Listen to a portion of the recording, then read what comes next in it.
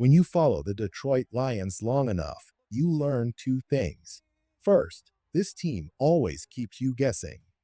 Second, no matter how much hope you build, football always brings you back to reality. And after wrapping up the preseason, the Lions have run headfirst into some difficult truths. Let's be clear up front. We're not talking about end of the world problems. This isn't about Dan Campbell losing control of the locker room or Jared Goff suddenly forgetting how to throw a football. No, what we're dealing with here are the smaller, but still critical cracks that show up when you look a little deeper. Depth issues, reliability issues, and yes, a quarterback situation that no longer feels like a situation at all. It feels like a problem. Before we dive into the tough conversations, let's at least recognize the bright spots, because even in another preseason loss, there were reasons to be encouraged. For me, one stood out clearly: Kyle Allen and Isaac Tisia. 5 completions out of 5 attempts, 66 yards, and a perfectly timed touchdown pass. The chemistry between those two has been hard to ignore all camp long. And if you're asking me, Tisia is knocking on the door of being a reliable playmaker by mid-season. He's not just making the roster, he's fighting to carve out a role that forces the coaching staff to give him snaps. Compare that to the frustration of watching Tim Patrick disappear into the background. No preseason reps, no game time rhythm. He'll likely make the team, but it's Tisia who has the momentum. And that's what fans need to see: momentum, hunger, players ready to fight for a place. But unfortunately, not every player is showing that fight. Let's be blunt. Hendon Hooker has been a disaster. I don't say that lightly, and I don't take joy in it, but the numbers tell the story. 9 quarters of preseason football under his lead have produced exactly 3 points. That's right, 3. A single field goal that only existed because of a muffed punt. No touchdowns. 5 turnovers. And a steady stream of missed opportunities for wide receivers who desperately needed reps to prove themselves. It isn't just bad luck. It's not just bad protection. Hooker has struggled with twos versus twos, threes versus threes, even when he's matched against lower-level defenders. The mistakes pile up: late reads, forced throws, panic scrambles.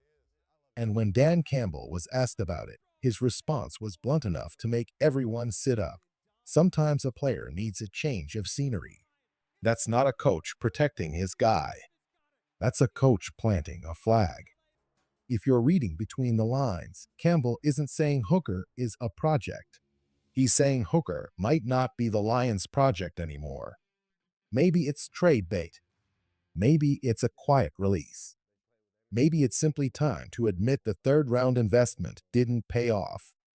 This is the first harsh reality. Hendon Hooker is not the guy.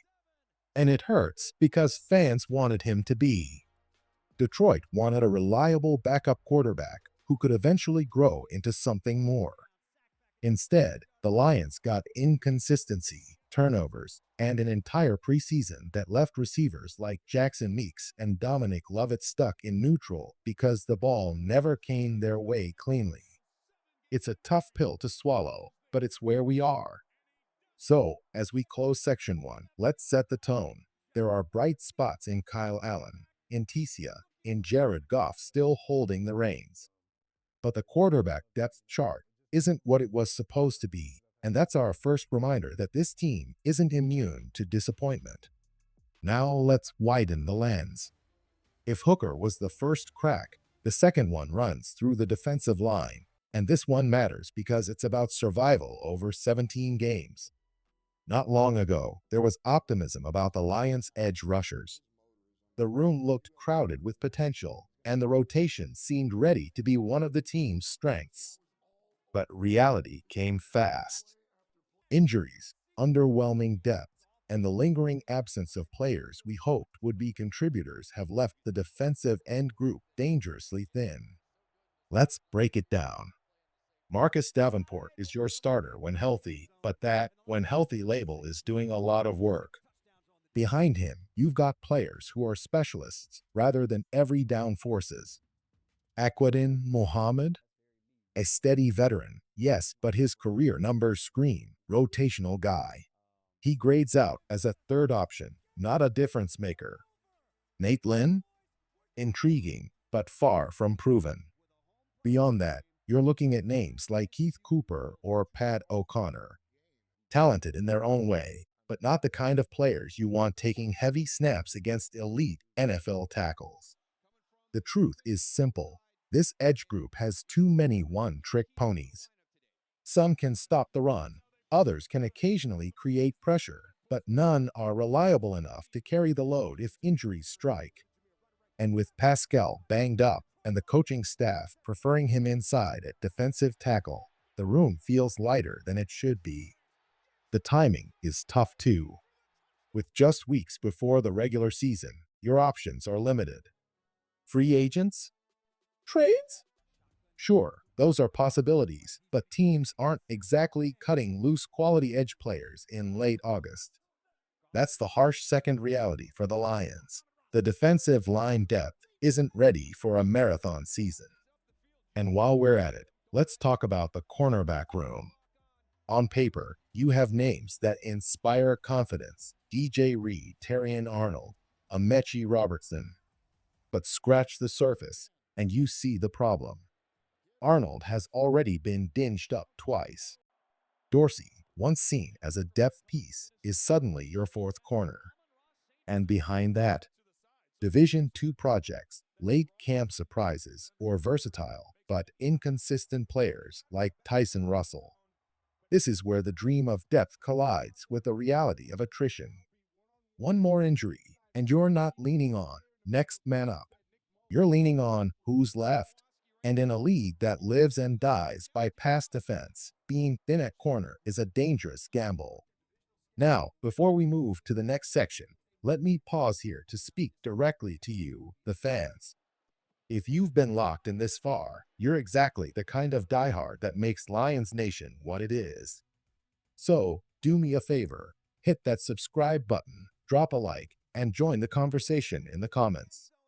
This community thrives on debate, and your voice keeps it alive. So whether you're celebrating Kyle Allen or sounding the alarm on defensive depth, let's hear it. So here we are, staring at three harsh realities. Hooker isn't the answer, the defensive end group is thinner than expected, and the cornerback depth feels like a gamble waiting to go wrong. But before the panic sets in, let's put this all in perspective. First, the quarterback room. Jared Goff is still the unquestioned starter, and Kyle Allen has quietly earned the trust of the locker room. Does losing faith in Hooker sting? Of course. A third-round pick isn't supposed to flame out this quickly. But good franchises don't waste time doubling down on mistakes. They pivot. If Allen is the guy behind Goff, then Detroit has answered one question, even if it wasn't the answer they expected. Second, the defensive line. Yes, it's thin. Yes, it's a concern. But the Lions front office has been aggressive before, and they know how to patch holes. A trade, a veteran signing, even a surprise camp cut from another team could inject life into that edge rotation. It won't turn it into a strength overnight, but it can stabilize it. Third, the corners. This one's trickier. Development is the only real path forward. Terrion Arnold needs to get healthy and stay there. Robertson needs consistency. And maybe, just maybe, one of those camp darlings like Alan George or Tyson Russell seizes the moment and becomes more than a depth piece. Stranger things have happened. What matters most is this. None of these harsh realities erase the fact that the Lions are still positioned to compete. They still have their leaders. They still have their culture. And they still have a roster good enough to chase wins deep into the season. The issues we've outlined aren't about derailing the year. They're about surviving the long grind that every NFL season demands. Final thoughts: the Detroit Lions are staring at three truths they can't ignore. 1. The Hendon Hooker experiment is over. 2. The defensive line depth is shaky. 3. The cornerback room is a thin layer away from being exposed.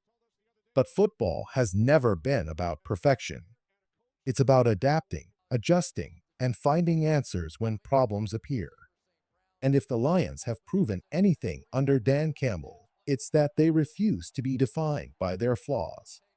So, as fans, we recognize the concerns. We debate them. We break them down. But we also hold onto the bigger picture, a team that has clawed its way from the basement to relevance, from a punchline to a legitimate contender. The harsh realities are real, but so is the hope. And hope is something Detroit has in abundance.